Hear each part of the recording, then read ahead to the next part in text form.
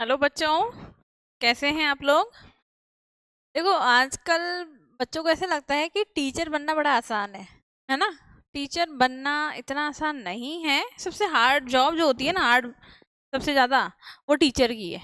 क्यों है टीचर? ऐसा नहीं है कि स्कूल टाइमिंग देना पड़ रहा है 6-7 आवर्स टीचर को, या पढ़ाना पड़ रहा है।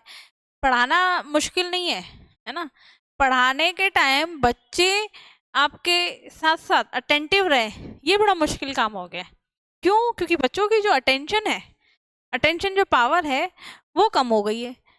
अब अटेंशन की पावर कैसे कम हो गई है? क्या है कि देखो, आजकल एक तो इंटरनेट है। इस इंटरनेट की वजह से बच्चे क्या हो गए हैं, बहुत ही ज़्यादा मोटिवेट हो गए। कहीं तो जो अच्छे, जो देखते हैं, जो काम की चीज़ें देखते हैं, वो तो मोटिवेशन ले रहे हैं। कई बच्चे क्या होते हैं, यानी इसका जो नेगेटिव इफेक्ट है वो ज़्यादा है। इसका पॉजिटिव इफेक्ट भी है, बट उससे ज़्यादा नेगेटिव इफेक्ट है इंटरनेट का। तो इंटरनेट की वजह से एक तो अटेंशन कम हो गई है।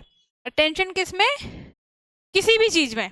आज अगर अपन बच्चे देखते हैं कि आज आप लोग रील ही देख रहे हो, कोई सपोज है ना, इंटरनेट पे, हम कंप्यूटर पे या फिर अपने मोबाइल में हम रील देख रहे हैं, वो उस रील को भी हम क्या करते हैं, यूँ देखी यूँ देखी।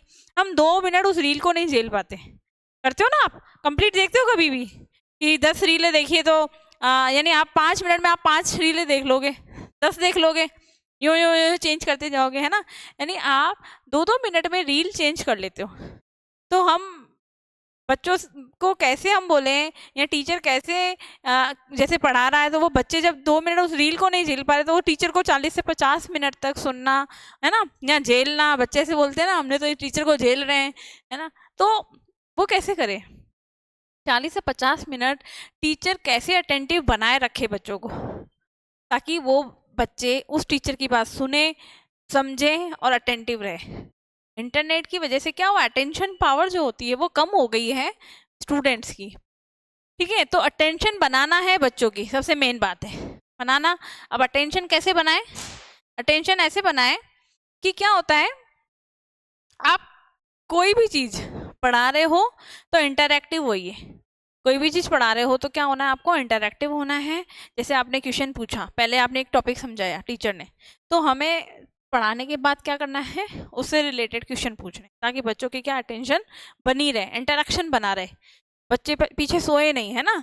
होता है ना, कई बच्चे तो पीछे नींद ही ले रहे होते हैं, या टीचर क्या बोल के चला गया पता ही नहीं है, क्या समझा के गया कुछ पता नहीं है। ऐसा नहीं है स्कूलों में, बड़े बड़े इंस्टीट्यूट में, जहाँ पर 200-300 बच्चे, 400 बच्चे साथ में पढ़ रहे हैं, तो पीछे के बच्चे बैक बेंचेस क्या कर रहे हैं कुछ पता नहीं है। वो बैठते इसीलिए हैं पीछे।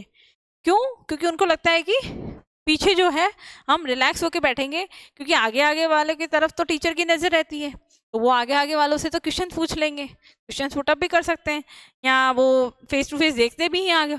पीछे कौन देख रहा है? पीछे तो कोई देखेगा ही नहीं टीचर, है ना। तो हम हमारे आराम से क्या करेंगे, रेस्ट करेंगे। तो ऐसा नहीं है आपको, हर टीचर को मैं ये कहना चाह रही हूँ, या हम मतलब जो भी हमें बीएड में भी यही सिखाया जाता है ना, कि क्या रहना चाहिए, इंटरेक्टिव रहना चाहिए बच्चों के साथ, अटेंटिव रहना चाहिए। बैक बेंचर्स जो हैं उनसे ज़्यादा क्वेश्चन पूछने चाहिए उल्टा, है ना। उनको ऐसे लगे कि हाँ, टीचर की नज़र तो हमारे पे ही है पूरी। आगे वाले तो वैसे ही अटेंटिव रहते हैं, आगे वालों पे तो अटेंशन रहती है, पीछे वालों पे भी रहनी चाहिए। देखो जैसे क्या होता है, पहले के टाइम में जब हम पढ़ते थे, तो हम लोग स्कूल में जैसे एक पीरियड आता था 40-50 मिनट का आता था, है ना। तो क्या होता था कि 40 से 50 मिनट हम हिलते नहीं थे बच्चे, हम हिल नहीं सकते थे, मतलब बड़ा मुश्किल, मतलब हम इधर से उधर देखते थे तभी लगता था अरे टीचर डांट नहीं दे, डर भी ज़्यादा था। आजकल बच्चों को इतना है नहीं टीचर्स का डर। तो पहले के टाइम में 40 to 50 मिनट्स अटेंटिव रहते थे बच्चे, बिल्कुल अच्छे से रहते थे। फिर वो कॉलेज में जैसे आ गए, जैसे फिर मैं ही हूँ, मैं कॉलेज में आई, महारानी से किया कॉलेजिंग, तो मैंने वहाँ पे मैंने पहली बार ही देखा कि ऐसा भी होता है। हमारे सर थे आर डी अग्रवाल सर, तो उन्होंने, उनकी क्लास में है ना, जैसे वो आते ही बोल देते थे जिसको पढ़ना है पढ़े, नहीं तो बाहर भी जा सकते हैं, कोई प्रॉब्लम नहीं है। 20 जने बैठे हैं जैसे क्लास में, इतने आते हैं कॉलेज में, 20-30 जने आ गए। एडमिशन तो खूब है, लेकिन आते कहाँ है बच्चे? आते हैं तो वो कैंटीन में या गार्डन में या इधर उधर घूमने में, है ना। कोई उनके ऊपर कोई रोक टोक नहीं होती है कि आपको बैठना है, कंपलसरी है, पढ़ना है, कुछ नहीं। टीचर आते ही पहला, हमारे वो सर आते ही पहले बोलते थे जिनको पढ़ना है बैठे, नहीं पढ़ना है आराम से जा सकते हैं, मुझे कोई प्रॉब्लम नहीं है। और कई लड़कियां फिर करती भी थी, जबकि महारानी तो गर्ल्स है ना। लड़के क्या, लड़कियां भी, गर्ल्स भी, वो जैसे हम 20-25 जने भी होते थे तो ऐसे करके है ना 5-6 जने 7 जने बचते थे हम लोग कि भाई नहीं, हमें तो ऐसे लगता था कि हमने तो कभी देखा ही नहीं है ऐसे, कैसे हम सर बैठे हैं और हम क्लास से निकल रहे हैं और हमारा पीरियड है, अभी हमारे यहाँ पे पढ़ाई हो रही है, सर पढ़ा रहे हैं और हम बाहर कैंटीन में बैठे हैं। तो ऐसे लगता था कि ये क्या तरीका है, लेकिन ऐसा ही होता है। कॉलेज में क्या होती है, बिल्कुल फ्रीडम मिल जाती है, पढ़ो तो पढ़ो, नहीं तो कोई प्रॉब्लम नहीं है। अटेंशन आपको खुद को देनी है पढ़ाई पे, टीचर को नहीं देनी है ना।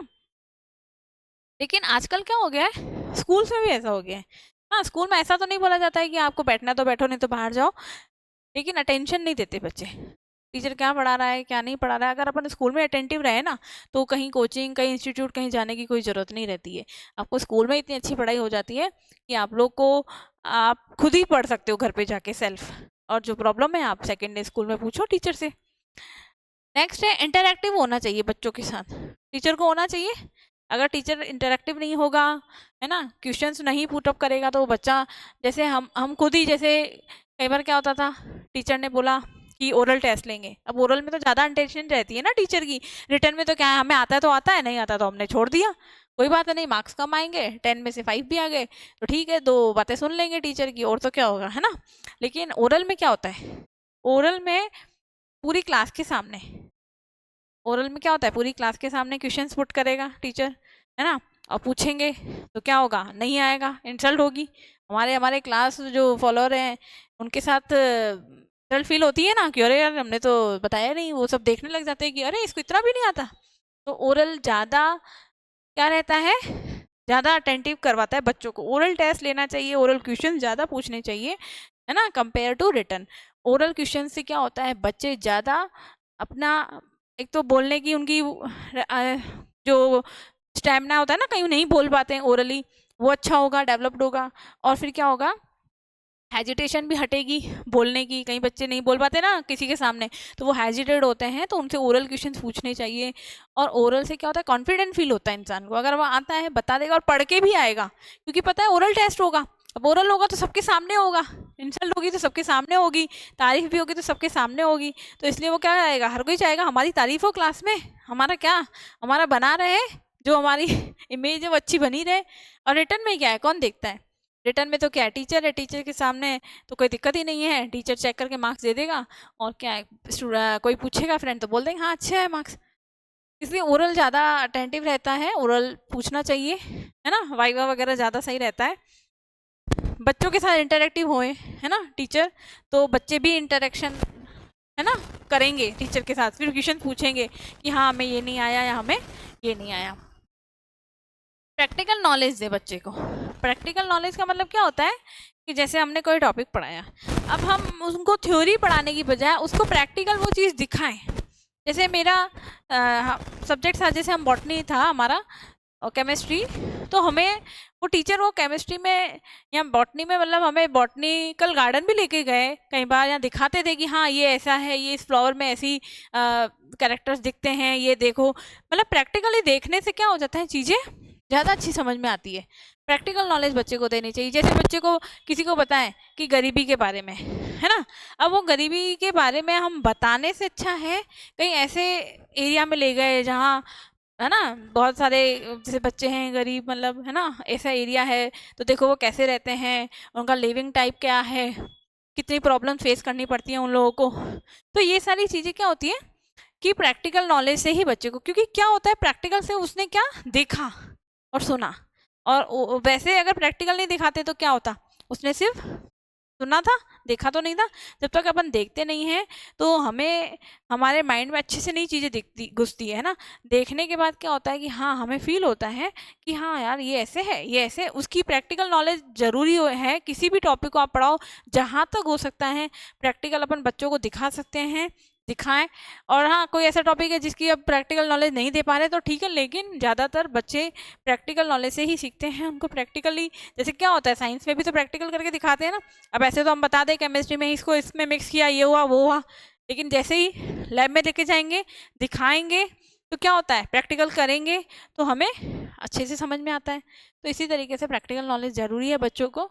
और बाकी कंसिस्टेंसी जो है वो कैसे बढ़ा सकते हैं, आजकल बच्चों की कम हो गई है, इस तरीके से बढ़ा सकते हैं। नेट का यूज़ कम लें, मोबाइल्स का यूज़ कम लें, ठीक है। आप मोबाइल पे जो ज़रूरी चीज़ें उन्हीं को ही देखो, टाइम वेस्ट नहीं करना चाहिए, है ना। टाइम वेस्ट हमारा मोबाइल इतना ज़्यादा कर रहा है, हमें पता भी नहीं पड़ रहा है कि मोबाइल से हमारा टाइम वेस्ट भी हो रहा है। हमें तो लगता है अरे ये तो बहुत अच्छी चीज़ है, लेकिन नहीं, इससे हमारा टाइम, एक दिन बिना मोबाइल के रह के देखो, आपको बहुत अच्छा फील होगा। आप सोचोगे आज मेरा बहुत टाइम सेव हुआ है, आज मैंने 5-6 घंटे पढ़ भी लिया, आज मैंने ये भी कर लिया, मेरा बैकलॉग भी कर लिया, लेकिन फिर भी मेरा तो टाइम बच रहा है। क्यों? क्योंकि आपने मोबाइल का यूज़ नहीं किया। आज आपने अपना मोबाइल जो उस पर आप 2-2 3-3 घंटे वेस्ट करते थे, वो वेस्ट नहीं हुए। तो इसलिए मोबाइल से बाहर निकलो और पढ़ो। Thank you.